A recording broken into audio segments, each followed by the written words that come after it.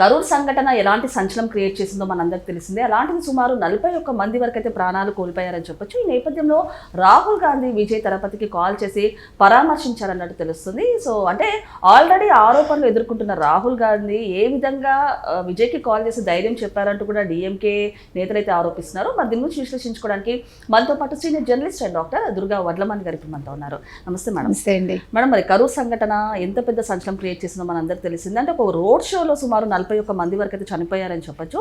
So అలాంటిది చాలా మంది అయితే ఖండించారు ఈ సంఘటనని. సో ఈ క్రమంలో రాహుల్ గాంధీ విజయ్ తలపతికి కాల్ చేసి పరామర్శించారన్నట్టు తెలుస్తుంది. సో ఆల్రెడీ ఆరోపణలు ఎదుర్కొంటున్న రాహుల్ గాంధీ ఏ విధంగా అయినా కాల్ చేసి ధైర్యం చెప్పారంటూ కూడా మరోవైపు డిఎంకే అయితే ఆరోపిస్తుందని చెప్పొచ్చు.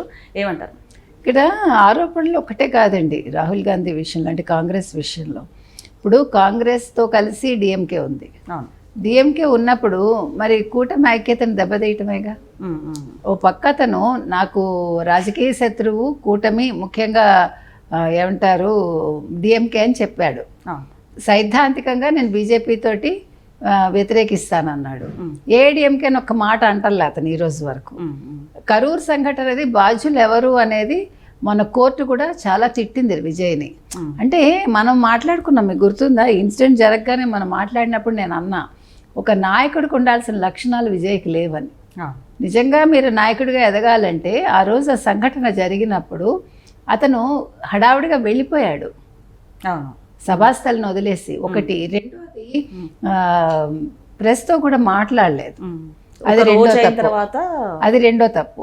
మూడో తప్పు, అసలు పొద్దున్న వరకు అతను ఎటువంటి స్టేట్మెంట్ ఇవ్వలేదు.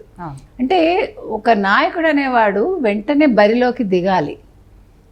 ఆ రోజు కరెంటు తీసేశారు, అంతా హాహాకారాలు వెల్లువెత్తుతున్నాయి. అప్పుడు ఏం చేయాలి? నువ్వు రియల్ హీరోగా నువ్వు ఉండాలి. ఉండకుండా నువ్వు పిరికివాడిలాగా పారిపోయావు. మరి నువ్వు ఒక రాష్ట్రాన్ని ముఖ్యమంత్రిగా ఎలా వెళ్తావు? ఒక పార్టీని ఎలా ముందుకు నడిపిస్తావు? అది తప్పు. కాబట్టి నీకు అసలు పశ్చాత్తాపమే కనిపించలేదు నీలో అని చెప్పి కోర్టు చీవాట్లు పెట్టింది. అసలు ఇలాగా ఉంటారు, నువ్వు ఎలా పారిపోతావు అసలు నీలో పశ్చాత్తాపం లేకుండా అని కోర్టు ప్రశ్నించింది. కరెక్ట్ అది. ఇప్పుడు మీరు నెగ్గుతారా, ఓడతారా, లేకపోతే ముఖ్యమంత్రి అవుతారా, అవ్వరా, లేకపోతే పార్టీనా, ఇవన్నీ పక్కకు పెట్టండి. ఒక మానవతావాదిగా, ఒక మనిషిగా విజయ్ స్పందించి వెంటనే అక్కడికి వెళ్ళాలి. అవునా కదా? అవి చేయాలి. ఇంకొకటి, అధికారంలో వచ్చిన తర్వాత మేము ప్రజలకు అది చేస్తాం ఇది చేస్తాం అంటే చెప్పారు కానివ్వండి, ఇదే ఒక శాంపుల్ అని చెప్పొచ్చా మేడం? నార్మల్గా ఖచ్చితంగా. ఇప్పుడు నేను వచ్చాక మీకు ఓడబడుస్తానంటే ఇప్పుడు ఏమి ఓడపడిచావు? నువ్వు ఏమీ చేయలే కదా. ఇంకా నువ్వు రేపొద్దున నిన్ను ఎన్నుకుంటే ఏం చేస్తావు? అందుకని ఇప్పుడు వీళ్ళందరూ కూడా గాలివాటం మనుషుల్లాగా ఉన్నారు. అంటే వాళ్ళ అవసరాల కోసం వాళ్ళు ఏదో ఆశించి ఒక పవర్ అనేది అడ్డు పెట్టుకుని వాళ్ళు సంపాదించుకోవడమే లక్ష్యంగా వీళ్ళందరూ ముందుకు వస్తున్నారా? ఒకప్పుడు ఒక పార్టీ అంటే సిద్ధాంతాలు ఉండే వాళ్ళకి. ఆ పార్టీలో పని చేస్తామని చెప్పుకోవటానికి కార్యకర్తలు కూడా చాలా గర్వంగా ఫీల్ అయ్యేవాళ్ళు. ఇవాళ అసలు పార్టీ ఎందుకు పెడుతున్నారు, డబ్బు ఎవడ పెడుతున్నాడు, అసలు ఈ సభలేంటి, ర్యాలీలేంటి, అసలు ప్రజలు తిరిగే చోట ర్యాలీ పెట్టడం ఏంటండి? ప్రజలు నడియాడే చోట వాళ్ళు డే టు డే లైఫ్ని ఇబ్బంది పెట్టి మీరు ఒక అంబులెన్స్ వెళ్ళటానికి లేదు. అసలు పర్మిషన్ ఇచ్చిన పోలీసులది తప్పే, పర్మిషన్ అడిగిన విజయ్ది తప్పే. తర్వాత ఎస్టిమేషన్ వేసుకోవడంలో వాళ్ళ లోపం ప్రస్ఫుటంగా అక్కడ కనిపిస్తోంది మనకి. అది విజయ్ది కావచ్చు, పోలీసులది కావచ్చు. ఇక్కడ పోలీసులు మనం పూర్తిగా తప్పు పట్టక్కర్లే. ఫస్ట్ అంటే మేజర్ తప్పు అయితే విజయ్దేనండి. ఈ నేపథ్యంలో ఇవాళ రాహుల్ గాంధీ అమెరికా నుంచి ఫోన్ చేసి విజయ్ని పరామర్శించడం ఏంటి? అంటే రాహుల్ గాంధీ అనేవాడు కూడా ఒక నాయకుడిగా పనికిరాడు. ఎందుకని? రెండు అంశాలు. ఒకటి, విజయ్ అనేవాడు తప్పు చేశాడని కోర్టే చెప్తోంది. రెండోది, అతను డిఎంకేని అడగాలి. స్టాలిన్కి ఫోన్ చేయాలి రాహుల్ గాంధీ, విజయ్కి కాదు చేయాల్సింది. స్టాలిన్కి ఫోన్ చేసి ఏంటి మీ రాష్ట్రంలో ఏం జరుగుతోంది, మనం కలిసి పనిచేస్తున్నాము, నేను ఫర్దర్గా విజయ్కి ఏమైనా సానుభూతి చూపించాలా అక్కర్లేదా? He has to talk to Stalin. Initiation first అక్కడ రావాలి. ఎందుకంటే అది పద్ధతి. ఇప్పుడు స్టాలిన్తో నువ్వు చెడగొట్టుకున్నట్టేగా ఒక రకంగా. రెండోది, ఇక్కడ బేరం మాట్లాడుకోవటానికి నువ్వు విజయ్తో మాట్లాడావా? అండ్ ఇంకొకటి, అమాయక ప్రజలు చనిపోయారని చెప్పచ్చు మేడం. ఆ కుటుంబాన్ని రాహుల్ గాంధీ పరామర్శించాడా? లేదుగా. అంటే ఎంత దొంగలో ఆలోచించండి అందరూ కూడా. అటు రాహుల్ గాంధీ కావచ్చు, ఇటు విజయ్ కావచ్చు, ఇప్పుడు స్టాలిన్ కోపం ఏంటి? నాకు తెలియకుండా అంటే విజయ్తో మాట్లాడాడు అంటే అంటే స్నేహం ఉంది కదా వాళ్ళ మధ్య, దాన్ని చెడిపేసినట్టేగా. అంటే ఇతన్ని తక్కువ చేసినట్టే డిఎంకేని. రాజకీయంగా అది పనికిరాదండి. రాజకీయాల్లో ఎప్పుడూ కూడా మనం చాలా ఫేర్గా ఉండాలి. ఒకటి. రెండు, ఏది చేసినా కూడా మీరు నలుగురితో కలిసి ఒక పార్టీ, ఒక కూటమిని మీరు ముందుకు తీసుకెళ్తున్నప్పుడు నలుగురితో సంప్రదించాలి. ముఖ్యంగా ఇక్కడ ఆ రాష్ట్రానికి చెందిన స్టాలిన్తో మాట్లాడాలి.